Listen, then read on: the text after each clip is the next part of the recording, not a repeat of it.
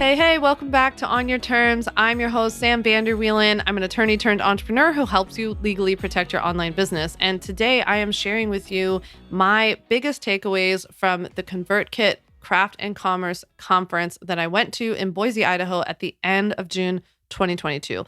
I learned so much. My mind was completely blown. My team has said that I came back like a different person, like all motivated and had all these things to share.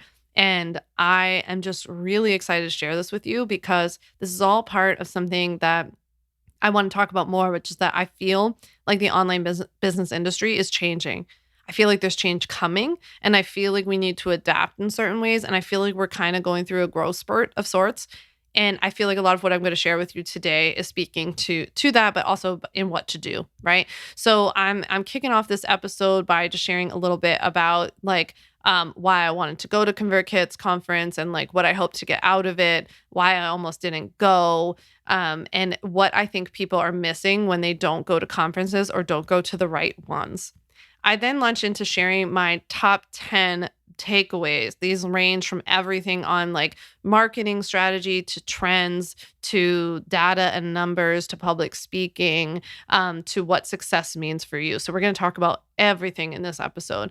At the very end, I'm going to leave you with what the overall themes are that I want you to take away. If I could just like zoom out and like zip up and give you a 30,000 foot view of what I want you to take away, not only from this episode, but from all of my takeaways from the conference, it will be what I leave you with at the end. So sit back, relax, or go on a walk, grab your sneaks. I hope you enjoy this episode. I'll talk to you soon.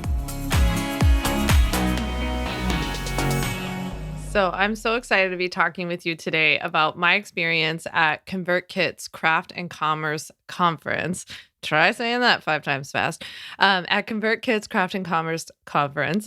And I went to it a couple of weeks ago. It was hosted out in Boise, Idaho, where ConvertKit is based. And they've hosted it there every year since they started the conference. But obviously, the conference has been off for the last 2 years because of the pandemic. So I knew that as soon as things started to pick up again and ConvertKit offered it again, it was something that I wanted to go to. I was so sad I couldn't go to it in the past. I was always like speaking at another conference or had something life-wise going on. So everything kind of aligned this year and I was really excited. I signed up months and months ago and I was really excited about going. And I had a couple of goals in mind with going to this conference. I'm going to talk to you a little bit today about, I think, like the importance of conferences, maybe selecting certain conferences over others, all that kind of stuff. And so hopefully through me sharing my experience, you can, better choose something that works for you and that actually helps you to grow your business.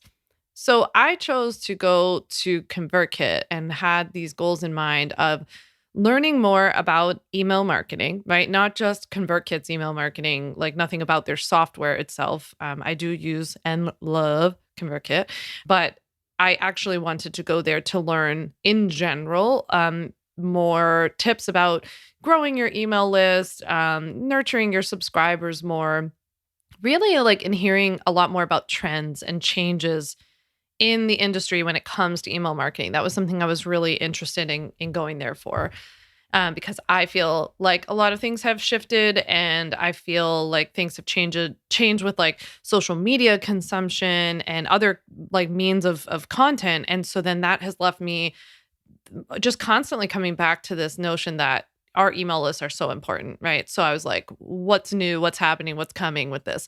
I also really wanted to go and meet people. I have always gone to conferences and walked away with a handful of great connections, right? I think sometimes people get like intimidated or they get a little nervous about going to conferences that have a lot of people, thinking like there's so many people.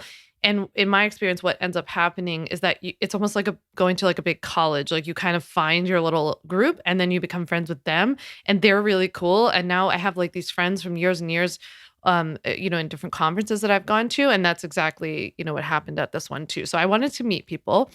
And also coming off 2 years of a pandemic and, continuing to work from home, I've always run my business from home, but in being even more isolated at home, like no coffee shops, no WeWork. When I was still living in Philly, I was going to WeWork all the time. And it's so funny. I used to joke with myself because I was working by myself, that I would be at WeWork and I'd be like, I think I'm the only person here that actually owns my own business because everybody else at WeWork seemed to work for a company but be working out of WeWork. And in Philly, WeWorks, a lot of people have their actual offices there.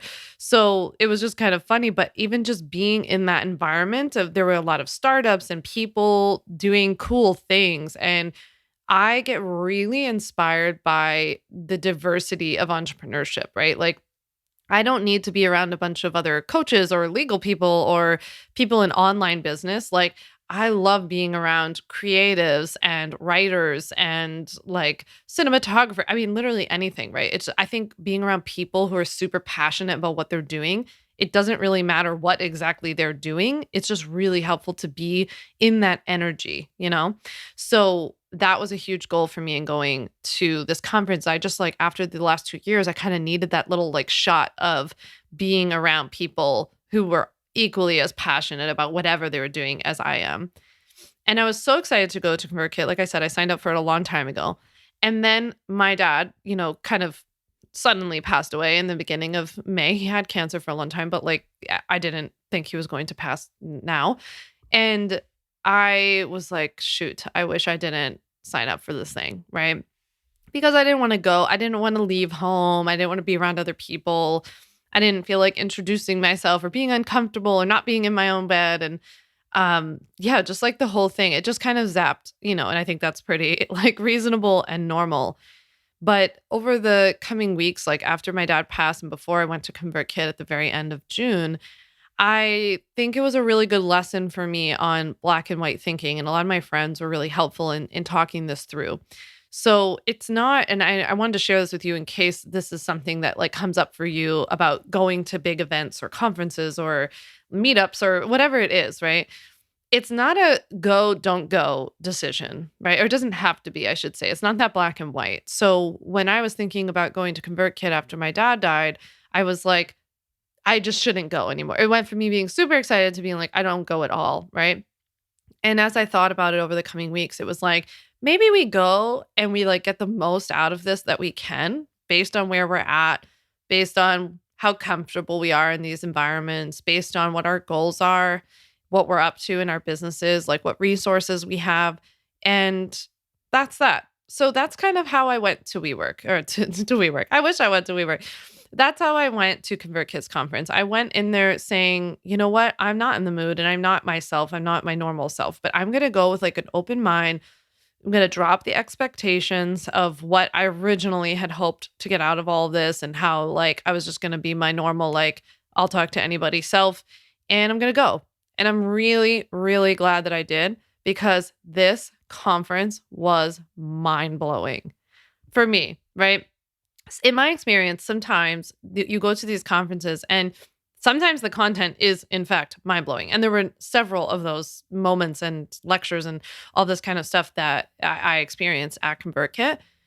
There are also, though, sometimes I feel like these moments where you just needed to like hear something. It could be the most simple, like, duh thing. It could be something that you've thought about a million times in the past. It could be something that you've wanted to act on in your gut, but you haven't. And then you go and you hear it from somebody else or in a different way or in a different tone. Or sometimes for me, it's like I hear the opposite. I hear somebody saying, don't do that. And that's what solidifies in my gut that I do want to do it, right? To me, conferences or things like this are just as beneficial because of that stuff. So yes, I learned like the most incredible knowledge and I feel like I walked away from so much.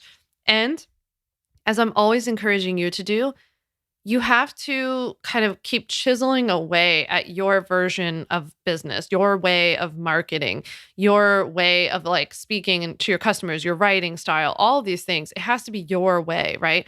And one of the best ways that you can do that is being exposed to a lot of these different thoughts and opinions and ideas, but filtering them, not just accepting them, right? So not going on Instagram and saying, oh, everybody who's on here who has a lot of followers is doing it right, therefore I'll do it like them. It's just a way of doing it. And then you can kind of take that and say, how does that map onto like me and my story and what I want to do or my personality, my way of speaking and writing, right? So I always think, if you're a customer of mine, you've heard me give this visual many, many times, but I think of business sometimes as an ice block. Like, if you've ever seen those guys with like what are they called? Saws, I think, or like, and they like chisel away at the ice, right? And they'll make a sculpture. They'll make like a dolphin out of this big block of ice. I like to think of all of these experiences that you have in your business every time you're exposed to something, every time you read something, as like you deciding to carve that sculpture out for yourself and making whatever your dolphin is, right? And so mine would probably be a cup of coffee, but you can make your ice sculpture whatever you want to make your ice sculpture. The point being is that when you go to these conferences, you start to be inspired by certain things and be like, oh, that's more what I want to do, how I want to be. And then there were other things I walked away from being like, whoa, that is not what I want to be. All of those things are carves, right? They all help to carve. That's the way I like to think of it. I think that people in our industry sometimes don't go to conferences enough, right? I go to these like events, and then all these people will write to me on Instagram and be like, "Oh, like, do you recommend that somebody goes to this?" I'm like, "Of course. This is so helpful." But it's about picking the right kinds of conferences, right?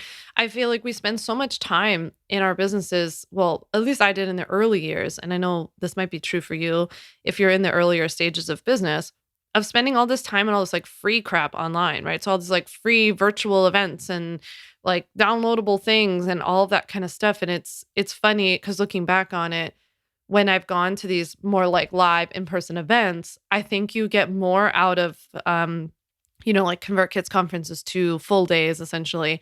You get more out of that than you could get out of like a million virtual conferences, in my opinion.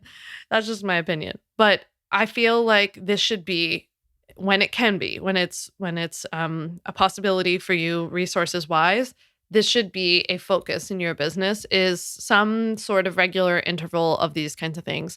Even if you start it like once or twice a year, maybe it's once a quarter would be like, that would be like a lot. But I think as much as you can handle, and it would be more about quality over quantity. So not just like going to any conference, but going to good ones. So I understand that traveling too is expensive, and I want to be sensitive to that. So it costs a lot of money to go out there. The conference itself is not expensive. It's, I think, very affordable for what they give you. So shout out to ConvertKit, because I think that they keep it super affordable. They actually have the tickets on sale already for next year, which I'll talk about a couple of times. I'm not like an affiliate or anything like that, but just a like really highly recommend that you go to this again next year. It'll be in June in Boise again. And I think that they offer a really like high value conference for the price, especially. It's really the travel, right? So I understand that the travel is expensive, and I stayed in a nice hotel because I like nice hotels and all that good stuff.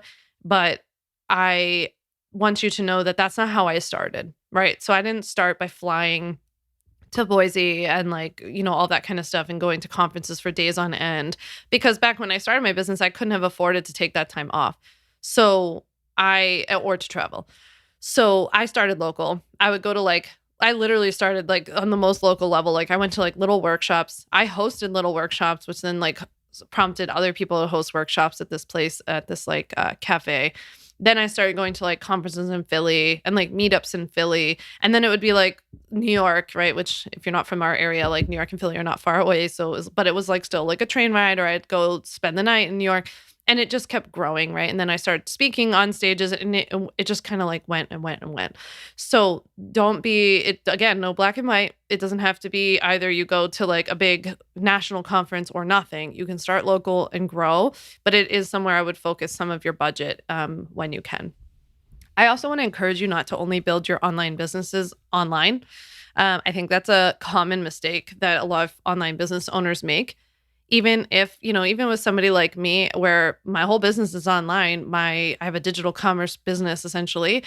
I make so many great connections in person at these conferences, and I learn so much. You don't only need to learn through Instagram or through webinars. You can also go do stuff in person. You can go meet people in person. If you're a coach, I highly, highly recommend that you get involved in your community. I built my health coaching business by going to hosting workshops in person and like going to a lot of different meetups amongst business people in person, right? So yes, you can offer all your services virtually if you want to, but that doesn't mean you only need to market your business online. It doesn't mean all of your connections need to be cultivated online. So with that, I'm going to share with you today all of my conference takeaways. I would definitely recommend that you listen to this episode probably more than once and that you take notes. This is going to be a good one. Before we get into it, let's read our review of the week.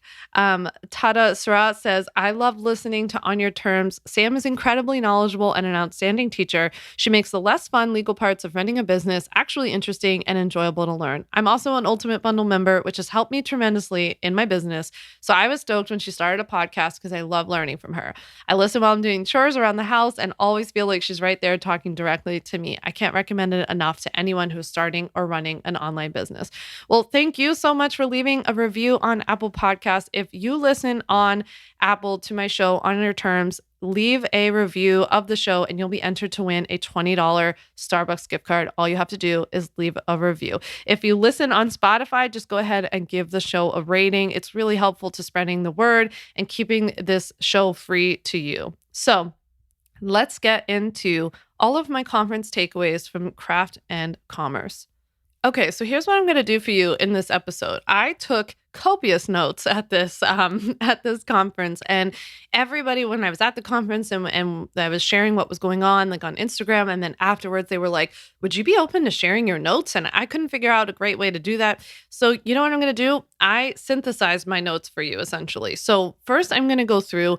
I'm just going to kind of give you like a random smattering of all the highlights of things that I learned at Craft and Commerce. These are both things that people said who came to speak at Craft and Commerce, and then things that I am going to, I don't know, I guess that I like boiled down and some realizations that I had through things that I learned. So it's a bit of a mix, and I will cite where proper.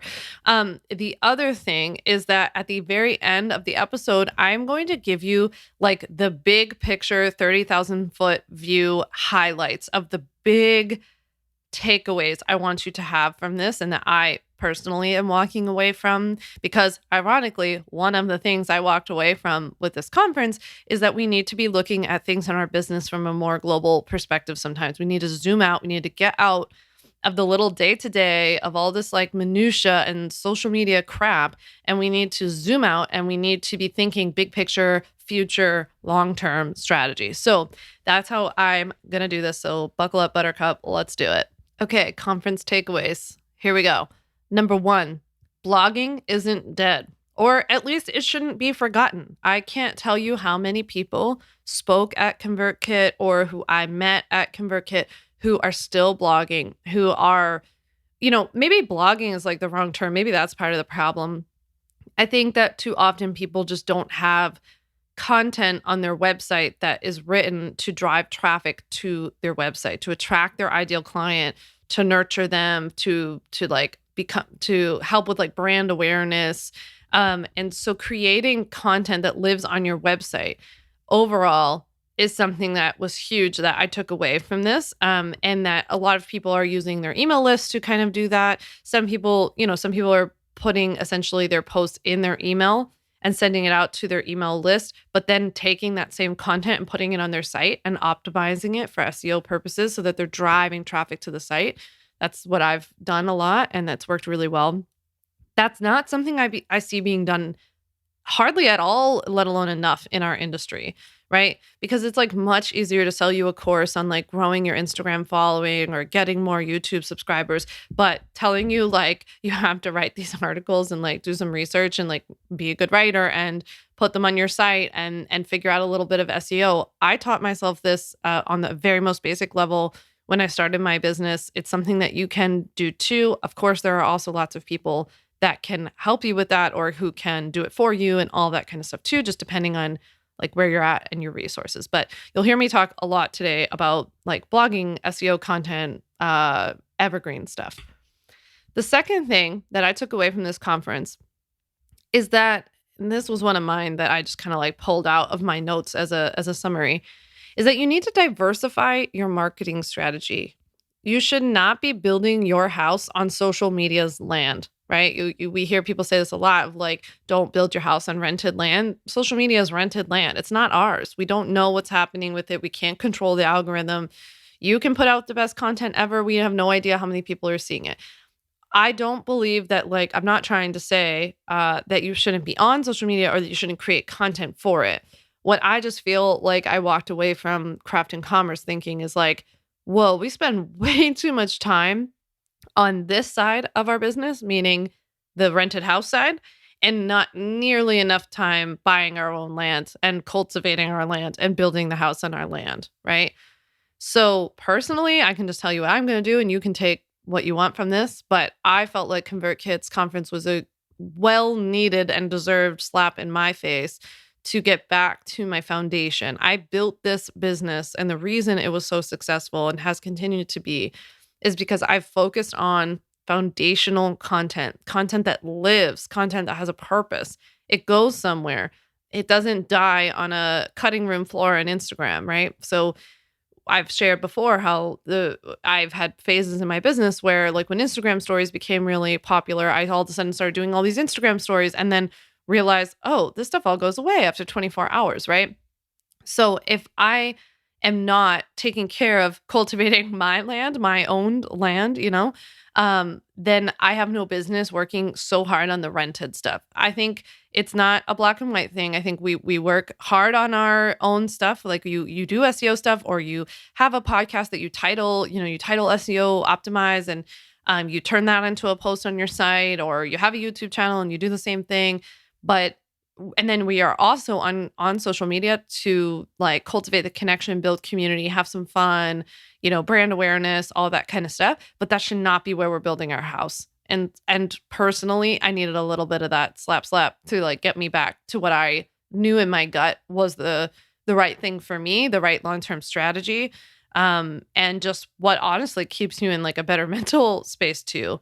So I think there was another part of this that came out of my notes from this conference was not just about not focusing on social media so much and getting back to some like more foundational evergreen content roots, but it's also about diversifying our marketing strategy off of social media. So cultivating our email list, obviously they talked a lot about that, right?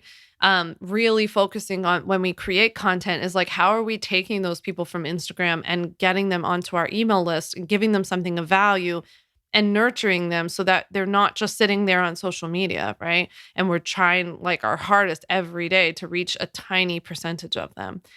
Also focusing on getting on stages, speaking on people's podcasts, speaking at conferences, if you're in the earlier stages of your business, a great way to start is trying to speak at virtual summits or at those local workshops like I talked about, or a local conference if you have that, right? So just diversifying your marketing strategy, not only off of social media, but even off of just like online stuff. The third thing that I took away from this conference was that the most successful people who, everyone there is successful. And I don't define that, by the way, by making a lot of money. I could give a crap less.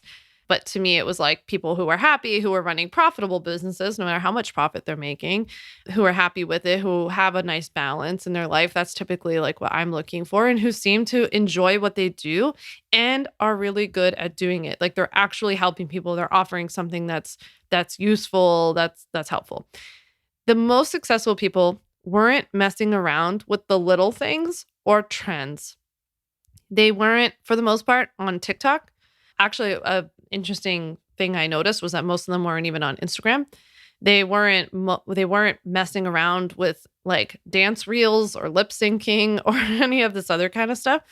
They were like, that's like, they thought that was almost like interesting that we were all doing that. Like everyone I talked to, I would be like, yeah, but what about this? And like, aren't you worried about this on Instagram? But now they're saying Instagram's dead. And what about TikTok? And they were like, I'm just like building my email list, and we work on SEO really hard. We work on our titles, and we hire good writers, or we write, some of them were still writing all their own stuff, and they're like, we just focus on our writing, and we're building a genuine connection with their audience, not through social media, which again was just this like wake up call, right? I think that something that was really impactful was Glow Atanmo she's at Glow Graphics on Instagram. Highly recommend following her. She gave just an incredible talk at ConvertKit. She was one of the speakers. She said that trends lead us to be less unique because we're always trying to be like each other. And that was so helpful to hear from Glow, because I was like, yeah, that's true. To me, there are two issues with this, like chasing after all the little things, the trends, the hot like platform or the hot like feature of Instagram of the moment or something like this, or of whatever other platform, is that not only does it keep us distracted and away from this big picture that you're going to hear me talk a lot about today of building our businesses, but it also keeps us all kind of doing the same thing like each other.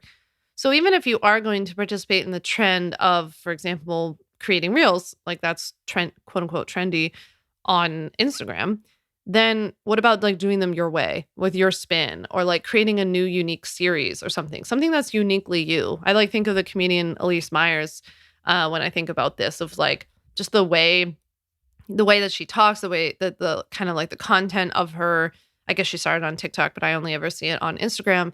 Um, Even just like the way she does her little like graphics and design on the screen, I just feel like it's very her and it's very unique. And so even though the like what do they call it on Instagram? Like the surface is trendy, and meaning that like reels are trendy. Um, the way that she's doing it is not. Now people are trying to be like her, I feel like, but I think that's kind of the way that I would like to think about it moving forward. I also thought something that Glow said around this was super interesting and helpful. She said that too many of us aren't having conversations with our audience, we're lecturing them, and that nobody likes to be lectured. And I thought that was really interesting because I thought, one of the things that social media kind of trains us to do is feel like it's our platform and we just get to stand up there with the mic and like we don't have to hear anything back. It's also why people like to leave like mean comments, right? It's just like it feels like you get to like say your side and then be like, I'm not open for for discussion on this. And I just thought that was a helpful little like wake up for ourselves. And I definitely am guilty of this as well. Like we get used to being in like a teaching position of being in a position of authority and talking from a place of expertise for whatever you do. But we have to remember to keep it conversational there. If we're going to be there, that's probably a nicer way to have conversations and build community with people who are there. So sticking with this, like, not messing around with the little things or trends, I thought Kara Chase, another speaker at Craft and Commerce, who did a wonderful job, she gave us great presentations. She said that we need to peel off the layers of other people's playbook. And I was like, oh, that is so good, right? So you hear me talk. I mean, first of all, it's why I call the show On Your Terms, but you hear me talk a lot about how important it is to do things your own way and to like follow your own path and not treat everybody else's way of doing things like it's the standard and you just need to follow it. The reason I hate that in particular is because what if their standard isn't actually the best idea, right? Like when I started this business, there were a couple of other people who were doing like a similar style business, but nobody was doing it in a way that I thought was a really good idea. Whether that's true or not, I wasn't sure at the time. But if I had just said, okay, they started the business to look like this, therefore I'll start the business to look like this, that would have put me in a box. It would have limited me. So don't let the way that other people are doing things be the definition, be the boundary that you're, like not allowed to go outside of. That's just an example. It's their playbook. You can create your own playbook. So I love that Kara taught us peel off the layers of other people's playbook. It's also why I always am telling you unfollow people in your space. And people always write to me, and a lot of people will say like, "Oh, thanks, that was so helpful." Other people will be like, "Well, I'm just going to mute them and like I'm not going to see their stuff." That's fine. Whatever you need to do. I don't know if following them is like performing some function for you. I'm not sure if you're ever going to hire them, but otherwise just in my opinion, it's like just unfollow. I've never followed to begin with. I'd never understand it when lawyers follow me. I don't exactly understand what they're trying to get out of following me. And it just doesn't feel good from my perspective. And it just helps me to keep my head down. I don't have to peel off the layers of other people's playbook because I don't even know what their playbook is, right? I don't know what it looks like. And they really shouldn't be looking at mine. We should all just be like creating our own playbook. And that doesn't mean that we don't support them and wish them the best and bless and all of these things. We do that. We want everybody to succeed. There's more than enough room for all of us. I just don't know why I have to like watch it or be influenced by like how they're doing it. I want to make sure like I keep my playbook very clean and clear. The last part of this like not messing around with trends thing that I wanted to share was that Tim Urban also spoke at Craft and Commerce. They had just a crazy lineup of speakers. shared this concept with us, which, spoke directly to my heart, where he talked about the chef versus the cook. So the chef experiments, they create original recipes, right? Maybe they even create something that's never been done before. The chef is somebody who, like on Chopped on Food Network, can take a basket of the most random ingredients in the world that you would never put together, and they can make something extremely unique. The cook, on the other hand, is somebody who takes that chef's recipe and replicates it, right? They follow steps. They are cooking other people's food. They are not creating anything original to them. They are following instructions and replicating and executing. So I think that that's really helpful in your business to constantly be asking yourself, am I being a chef in this, or am I being a cook, right? And what I see in online business is a lot of cooks, right? And I think that sometimes when people are like, I can't believe this person is so successful, what you're actually seeing is that this person was a chef. They were acting like a chef. They did something unique. They did something different.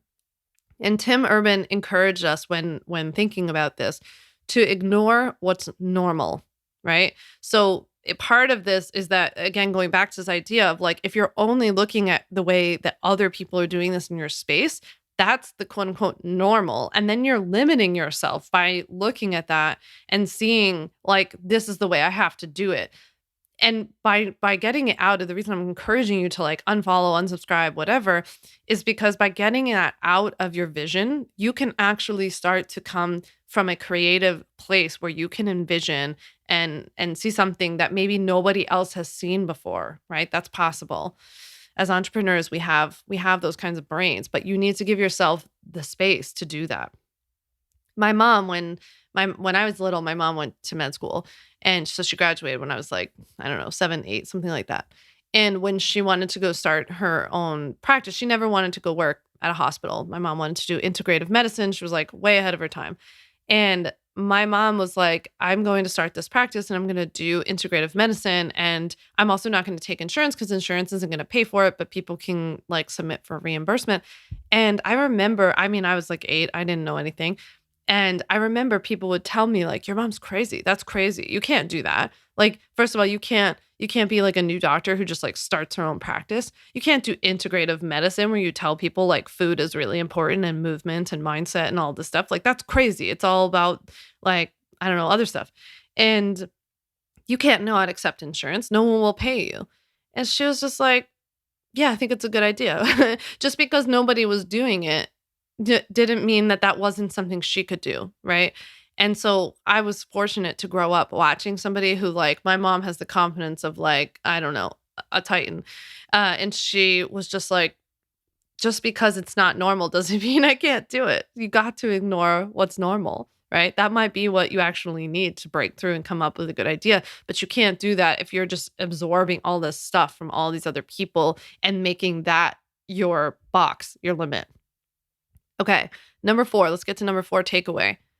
People get down with the numbers. Successful people get down with the numbers. They know acquisition cost, they know churn rate, they know lifetime value, they know like how many subscribers on average they're growing and what rate and what they're losing and all of this kind of stuff. Not from a metrics perspective, not from a vanity metrics perspective, but more like they're digging into the data to get feedback on like what's working and what's not. I think that, if you're implementing something like, let's say you're going to email your list, commit to emailing your list once a week, or you're going to commit to doing now twice a week. You have to commit to that for long enough that you get some data out of it. And I think that's a mistake that earlier stage entrepreneurs make a lot, is that they make a lot of changes really quickly and then don't track anything. So they don't do anything that's for long enough that's trackable. And they just don't track anything, period. So I think like if you were going to do that with your email list, for example, even just something as simple as that, where are we tracking this? Do you have a spreadsheet where you're talking about this, where you're going to track open rates, click-through rates, subscriber numbers, how many you're adding every month, how much you're losing every month, So we understand how you're growing over time. Does emailing them once a week help? Does it get the open rate up? Does practicing something with your subject lines, help? All that kind of stuff. So that's what we want to do. You want to leave little notes in your spreadsheet. Like if you start, for example, editing the preview text of your emails to your email list, which I do sometimes, which is like where you change the line that they see in their right beneath their subject line in their email. So that's not the first line of the email. You can put like a little summary or something. If you start doing that, note the date on your spreadsheet when you start doing that. Does it help? Does it help people open the email more? If you start changing something with your links, do your link click-through rates change? So track. They like numbers, these people. That's what I noticed. Tip number 5 that I took away from this conference is that titling things is so important. I just felt like it was like a wake-up call about titling. And I'm talking about titling your podcast episodes, your blog posts, the subject lines of your email, literally everything that we're titling. I thought a couple of main themes I heard over and over again, and Sam Parr talked about this, who's the founder of The Hustle. He said to go with titles that like play to awe and curiosity and anger. For the anger piece, I was curious about this one, and somebody asked a question. He was saying, like, not something that's going to piss somebody off like when they read it. You're not trying to be like inflammatory. But for example, the example he gave on the anger piece was an article he wrote titled "Why Buying a House is a Terrible Idea." And it just gets people fired up. People have like very strong opinions on both sides about. There are people who think that buying a house is a terrible idea. And then there are people who are like really offended by hearing that. People like myself who bought several houses by now. So yeah, so it's like, I'm not offended, but I'm like, hey, I bought a house. So that kind of emotion, right? I thought that another thing that Sam Parr talked about was that he talked about how our eyes as readers and consumers, we see, like if you were doing a blog post, for example, we see the picture that you use at the top, followed by the main title and then the subtitle. So in that order, your eyes actually see the picture, the title, the subtitle. So he was saying that a lot of people like dial it in with pictures on their site, which I thought was really interesting and something I feel like I've done as well. And so having the picture actually maybe tell you something about what this article or podcast episode is going to be about, and making it like a little interesting. I mean, some people make them kind of fun. Some people like play to emotion, but just using these like, stock images or whatever, I think might be dialing it in a little too much. So I thought that was super helpful. And then again, focusing on this title stuff. He was also encouraging us not to use sad titles. He's like, nobody wants to read sad titles. And then also for searching on topics, like I thought for all those of you who are in the coaching space, he gave us this really good rundown of like searching Reddit threads. A lot of these guys are really into Reddit, which I thought was another interesting takeaway. But he uses Reddit to see what's going on. Like he went in real time and showed us like a Reddit thread about like diet and fitness, and then going through there, you can see which posts are getting the most engagement. And somebody in this example, like on that day, had posted something about the keto diet, and it was something about electrolytes related to the keto diet. And he was just doing all this as an example. It wasn't an endorsement of anything, so don't worry. But he was just showing us as an example that this was a topic that like people jumped on and people were talking about like crazy on Reddit. And so then he was like, here's what I would do with that. I would go and I would write an article about like, are your electrolytes in the toilet because of the keto diet, or, some better title. But the point being, he went and got this idea from looking at like what was going on in this space and what were people talking about. And somebody had pointed out an interesting I guess connection between electrolytes and the keto diet. So I thought that was a really helpful way of looking at it. Number 6 were so many public speaking tips that I'm not going to go like super deep into, only because Mike Pacquiao was the person who gave all of these incredible speaking tips. And I loved him so much and thought he was so great. And no, not just because he lives in Philly, and I'm from Philly, but because he is so good at helping you to learn how to be a better public speaker on both on stage and anywhere else on your podcast, on Instagram, on YouTube, whatever. His tips would really apply. But also he's really helpful in helping us craft our story. Like when we have to pitch, right? To like be on someone's podcast, to be on stage. And I liked him so much that I asked him to be on the podcast. So he's going to be on the podcast really soon. So I just wanted to give you a couple of the highlights here, because I'm going to let him actually teach you how to be a great public speaker. But some of his more, I would say, like mindset tips that I thought were insanely helpful was that Mike said, you have to be entertained by your own speech, right? And remember, when we say speech, we're not just talking about like on stage if you're not there yet. This can be like you giving a webinar or a training on Instagram or whatever. So Mike said, you have to be entertained by your own speech. This had me thinking about like how and what we talk about, the things that we're the most passionate about, the things that we could talk about in our sleep, right? They don't feel hard or boring. We don't feel like it's an obligation to have to talk about it, because if it's like that to us, it's going to be like that to them, to whoever we're speaking to. So I think it's really important that, getting back and getting centered to like whatever you're talking about in your business, to make sure that you are entertained by it. Do you think it's interesting? That's going to come through in the way that you talk about it, and you're going to attract other people who are genuinely entertained by it too. The other thing that Mike said that I just thought was so solid was that he said, don't wait for permission to be good.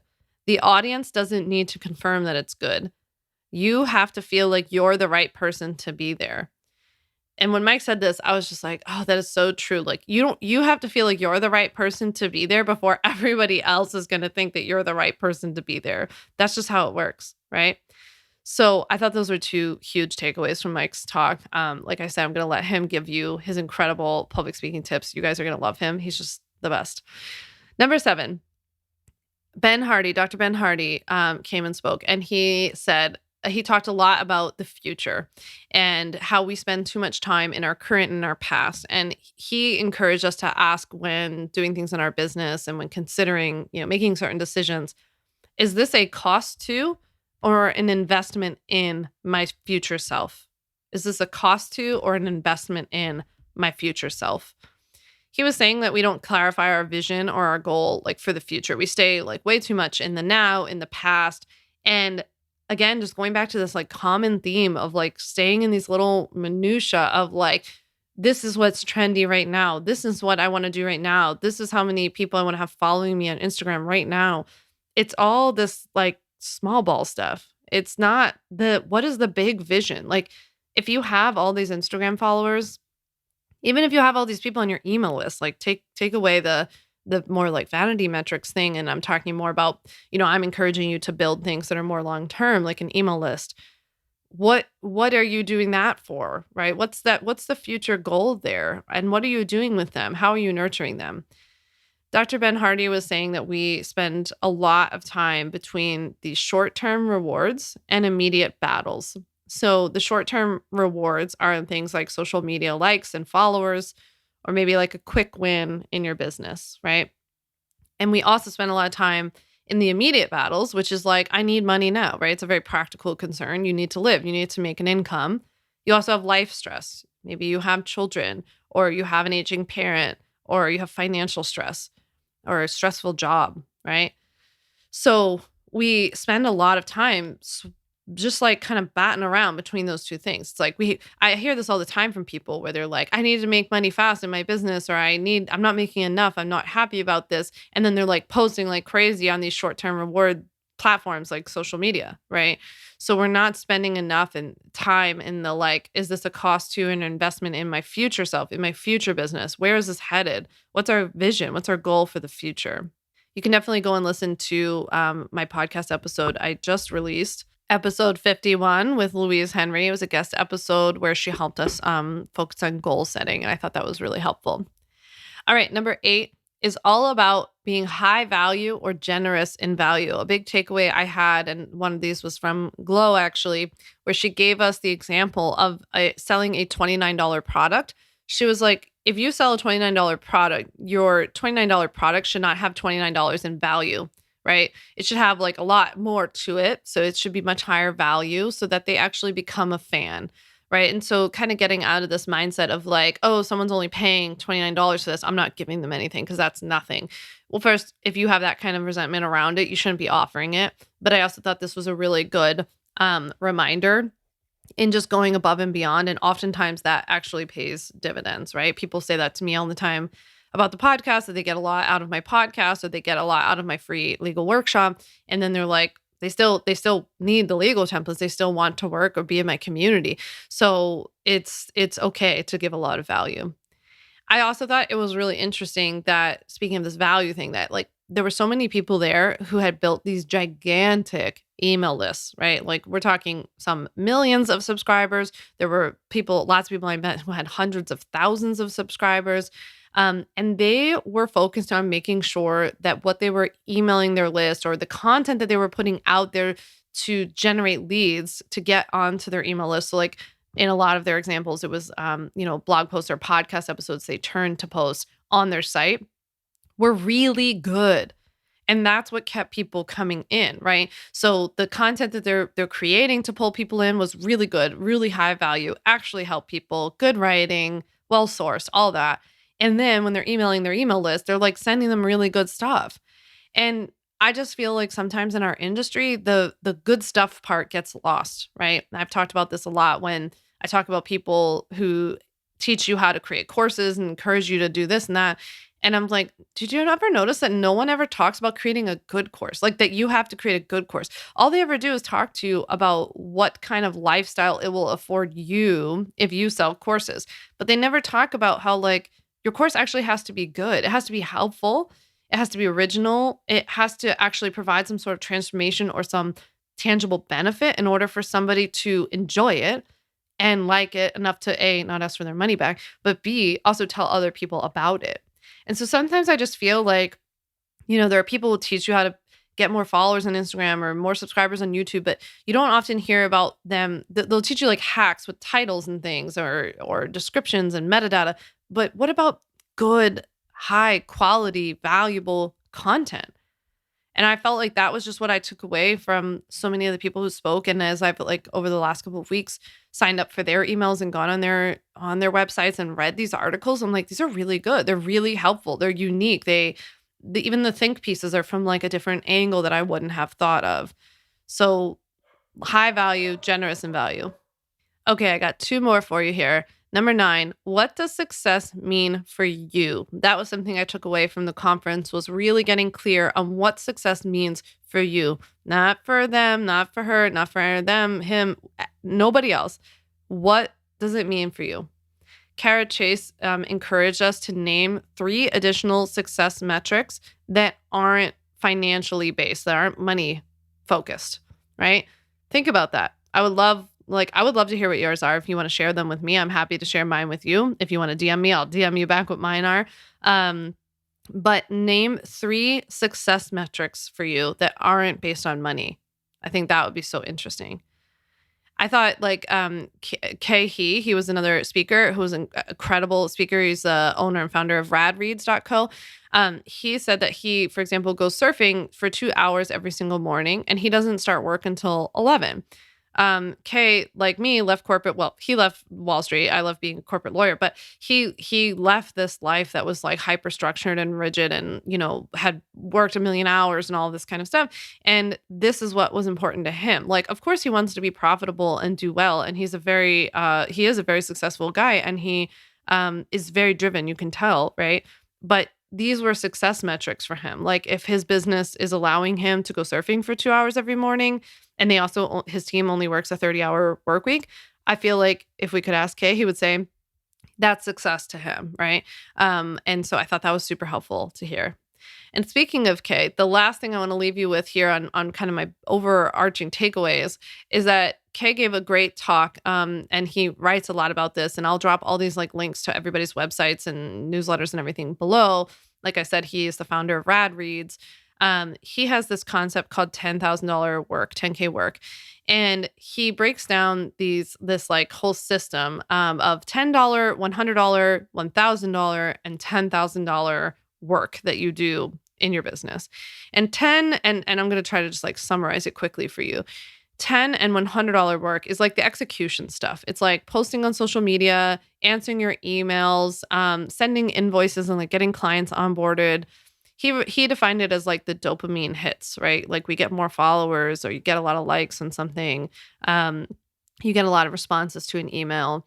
It's like things like inbox zero, scrolling and engaging, spending all of our time on social media, researching hashtags, like watching yet another free thing on like, this is the kind of hashtags you need to use or whatever.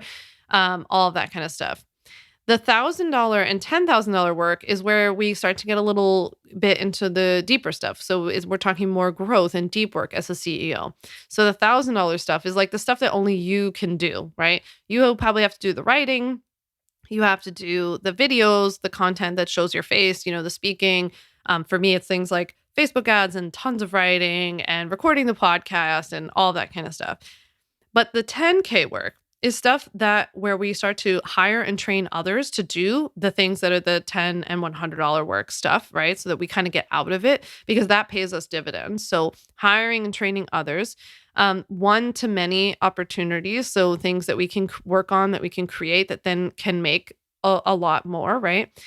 That staying in this like space where we can actually focus on, or what I should say is getting in this space where we can actually focus on the big idea, the big vision. Kay actually challenged us all at the conference to spend 25 minutes a week. If we could just commit to 25 minutes a week where you just like laid and did nothing and just had silence and you thought about like big vision, big picture, big idea that you're working on. Maybe you have a little inkling, a little kindle of something already. And then, of course, client work, right? Because for those of you who are working with clients and like servicing your clients, that's really important. And only you can do that unless you have the kind of business where you can outsource that kind of stuff. So those were my biggest takeaways. I want to make sure, though, that I give you some of these like overall themes to walk away with. If I could boil this all down, these are my overall themes I want you to walk away with. The day-to-day tasks of our businesses are keeping us from our future. The day-to-day tasks of building our houses on rented land is keeping us from building a legitimate business that is probably the kind of business that you want to have. We create too much content based on trends or on platforms where it's not actually creating leads for us. It's keeping us on a content treadmill, and it doesn't allow us to move forward and actually build our business. We're not able to zoom out because we're consuming so much, we're creating so much content that's very short-sighted, that has a very limited life cycle. And unless you have like a killer system set up, like I've talked about how I only do like evergreen reels as much as I possibly can. So reels that if somebody watches it today or a year from now, it's still leading them to a place in my business that makes sense. Unless you have that kind of system set up, we're spending so much time focusing on that and not enough, or in some cases, any time on the bigger picture, long-term stuff. Another big takeaway I had is that it is helpful to be super specific and great at one thing. Like you can be known at just like one thing or one angle or one spin on something. Your email list is extremely important. I can't emphasize this enough. I just think that like the email list thing is not going away. We might have changes in how we approach our email list. I don't know that I got tons of like, here are the trends that are coming or here are changes that are coming up at the conference. But it was more hearing how other people are building their email list and what they've been doing with this kind of content. Like I've been talking about this entire episode. That was really inspirational for me. And like, oh, like don't underestimate your email list. Don't dial it in. Don't just be emailing them to say, here's another blog post or here's this, or I'm on this podcast. We want to create community there. We want to give them exclusive content. We want to make it a fun place to hang out.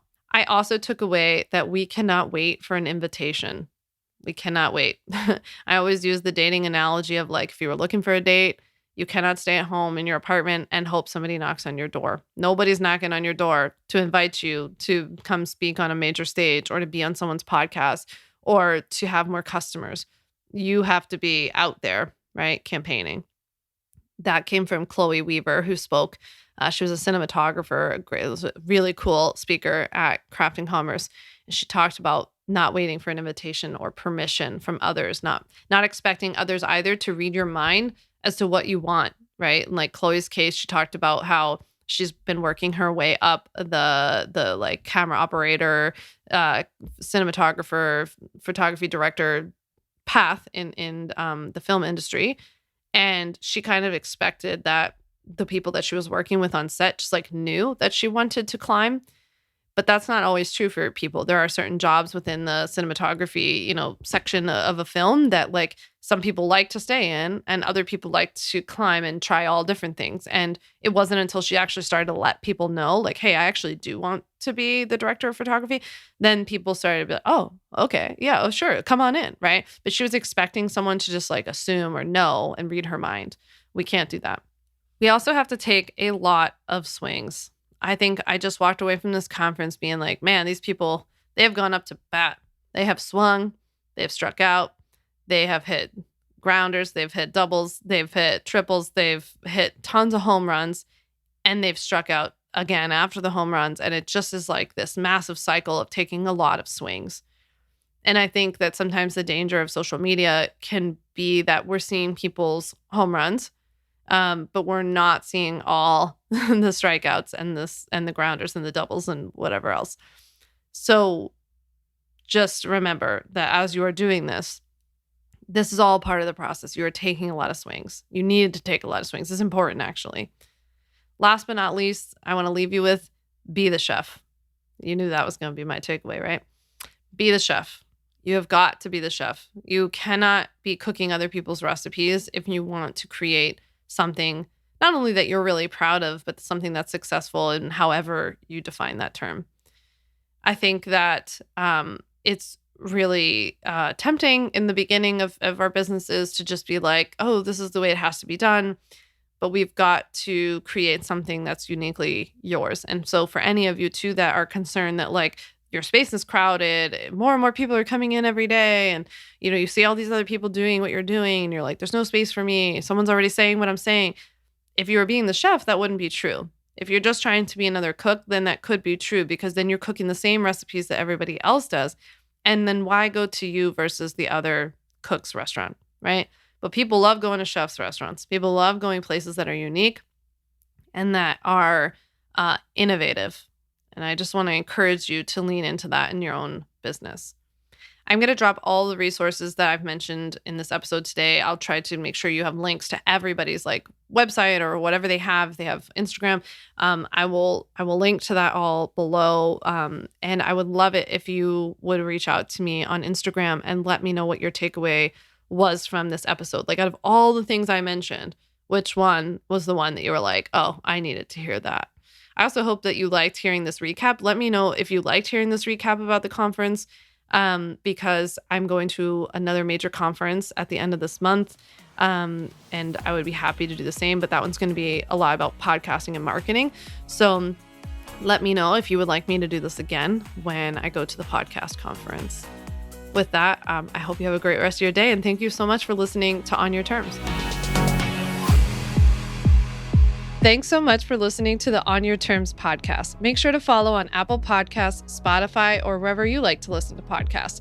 You can also check out all of our podcast episodes, show notes, links, and more at samvanderwielen.com/podcast. You can learn more about legally protecting your business and take my free legal workshop, 5 Steps to Legally Protect and Grow Your Online Business at samvanderwielen.com. And to stay connected and follow along, follow me on Instagram at samvanderwielen and send me a DM to say hi.